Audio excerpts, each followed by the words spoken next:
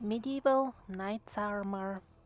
Obviously, it was used to protect the body and to impress the crowds during festive activities. But sometimes the general rules have exceptions. Is it possible that full body plate armor was used as an exoskeleton by creatures who didn't really have proper skeletons of their own?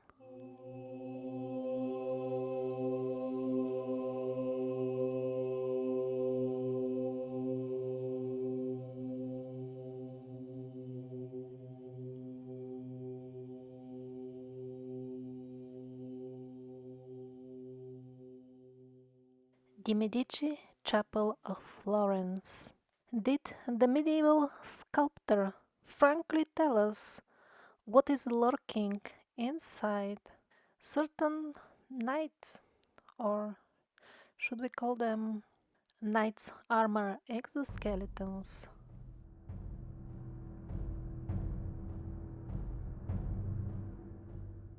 A blogger called Pro Vladimir collected from various mainstream modern historic sources so-called strange, unexplainable things about certain medieval knights.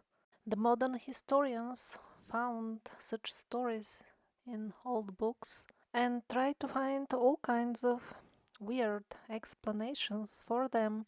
But if we look at the Medici sculptures and numerous other historic depictions, there will be no need to come up with far-fetched explanations because everything falls into place.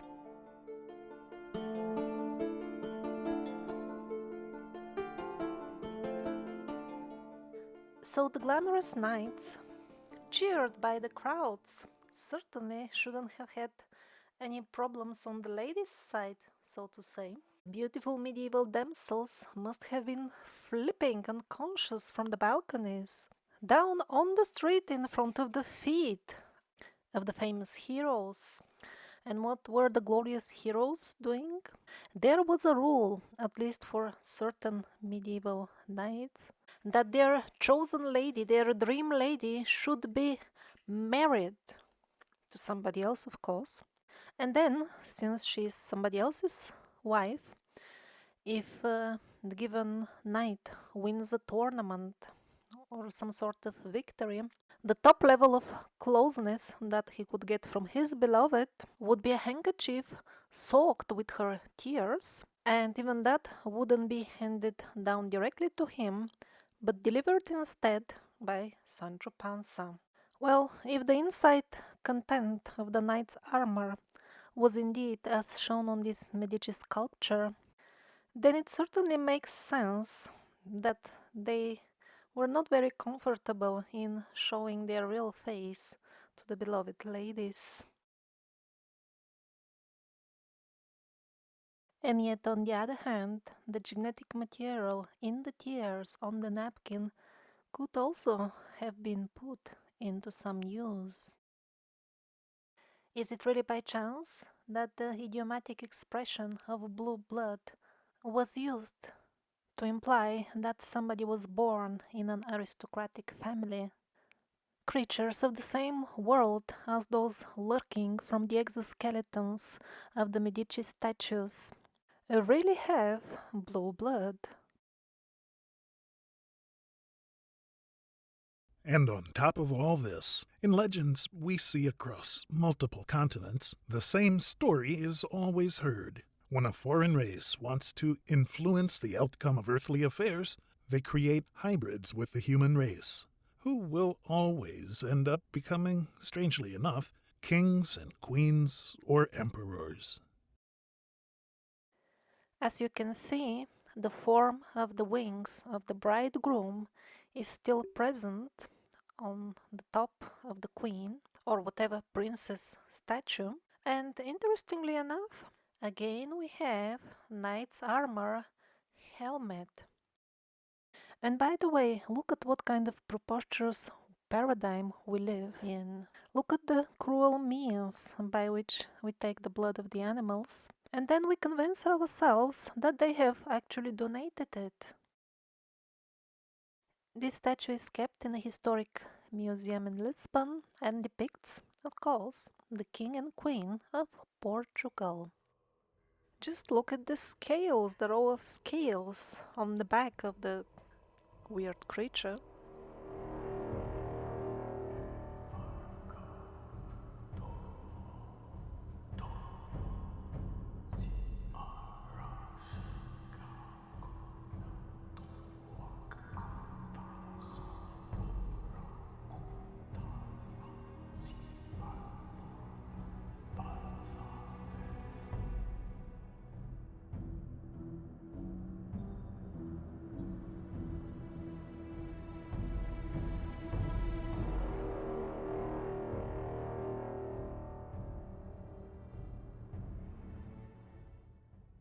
Who knows if this is the original statue as intended, or they glued on a head later on so that the visitors of the Medici chapel don't get horrified from what crawls out from inside the exoskeleton. Interesting stonework, by the way, on the collar. Those who take the penguins seriously, they have to believe that this was chiseled out. Yes, to remind you, chiseling out things involves brutal force on them, hits with a hammer. So maybe some of you think, come on, these were just armors for battles or parades. If the knights really looked that weird, how would they manage their daily lives when they don't wear armor? And here it gets even more interesting. First of all, these knights would never go out of their castle without wearing an armor, even if they needed to walk a week or more to reach a given battlefield. They would be in full armor all the time.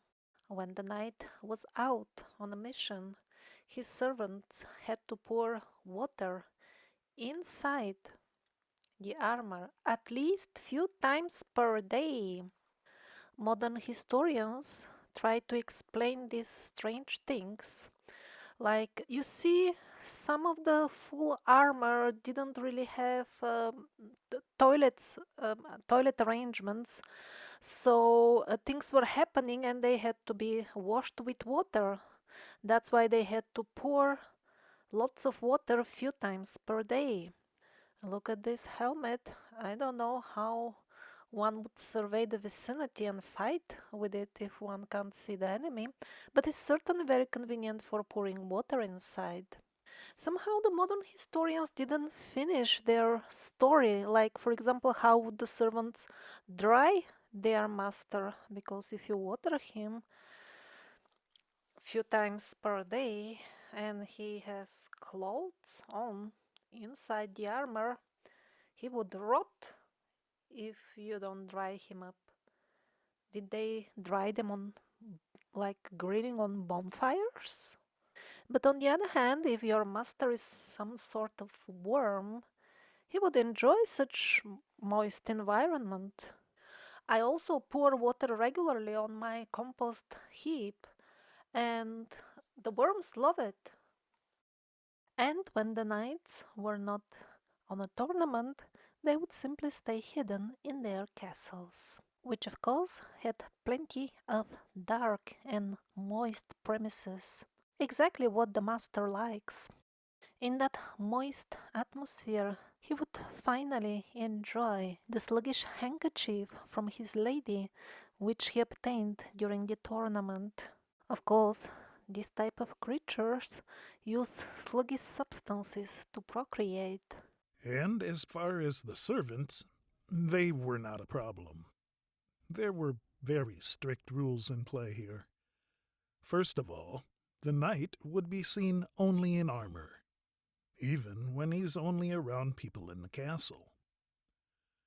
Modern historians explain this as the knights were always being fearful of traitors, even while in their own castles. And that's why, even when they ate in public, they still ate food through this mesh of the helmet of the knight's armor. And it gets even more weird.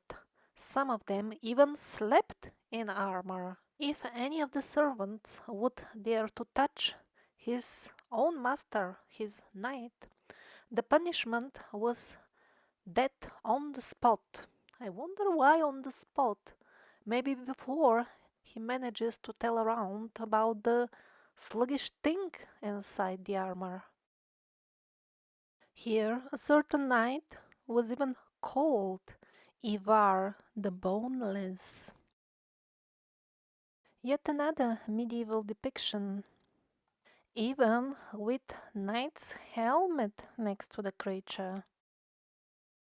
And when the knights were out for a tournament, the descriptions of the entire situation doesn't look human-like either. First of all, ordinary people didn't even stand a chance to fight with a knight. That was only in between their own race. Then the two knights would actually fight each other, and it says days in line without interruption, non-stop, while their men would just stand by and watch. And then the one who loses the fight, in case he had to be killed, the right way to do it was to remove the helmet and then wound him with the sword, but the sword must be inserted specifically in the torso area of the knight's armor, because simply cutting off the head didn't work. It says in the medieval books that even with a cut head, the knights could go on, which of course makes perfect sense looking at the Medici statue. If somebody was cutting off the helmet, he would just retract in the torso area. And another strange rule, the army, the men of the defeated knight would be killed on the spot unless the defeated party goes for a small ritual of officially and voluntarily handing over his own men to the other party, and that also applied to the castle. That also seems somewhat odd because probably, at least as far as we know, the human tradition of war during those times is if you conquer something with military force, it's yours automatically.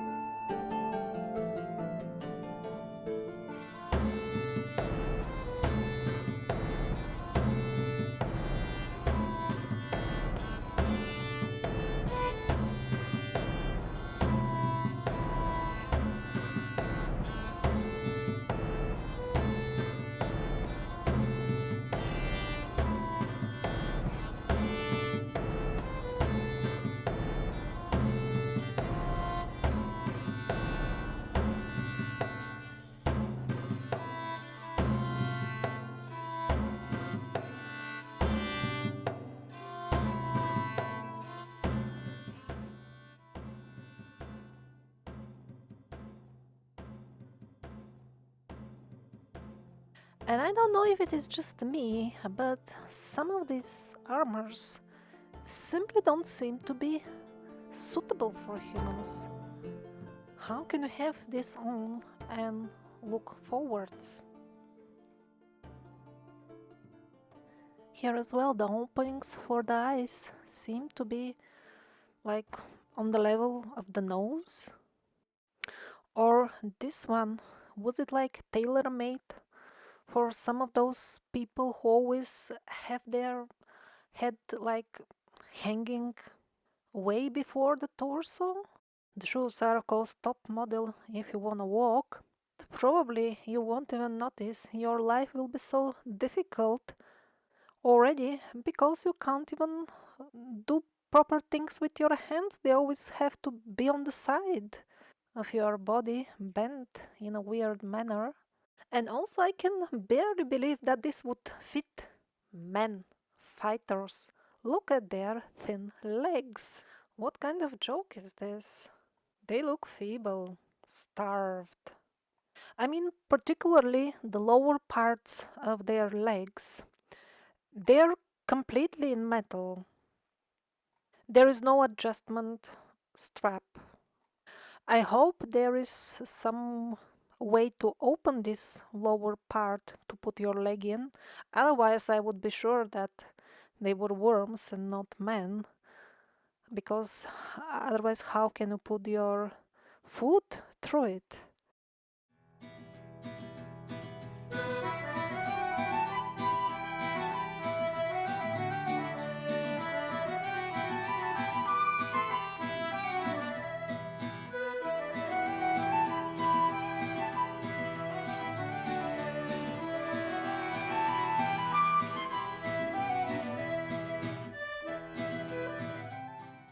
It seems quite a colorful crowd was inhabiting Earth during the Middle Ages.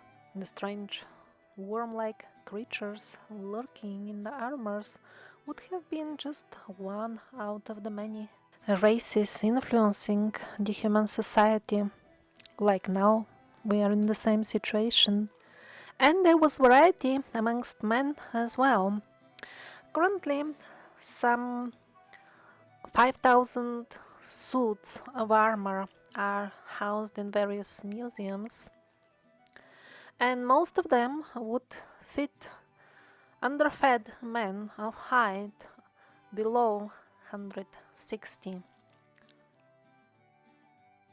There is a lot of straightforwardly dwarfish stuff as well.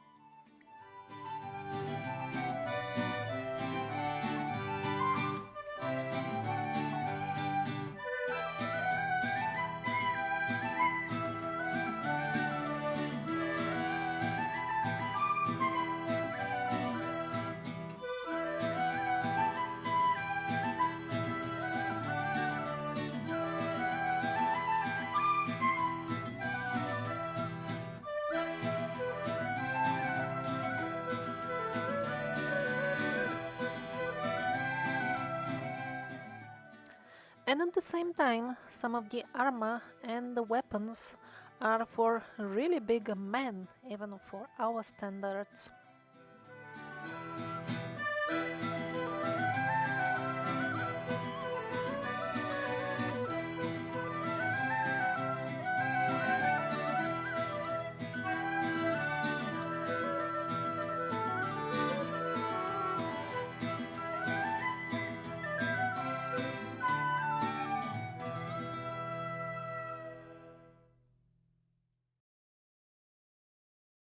As with most things in history, the earlier knight armors were far superior in quality and artistic work compared to those which came later.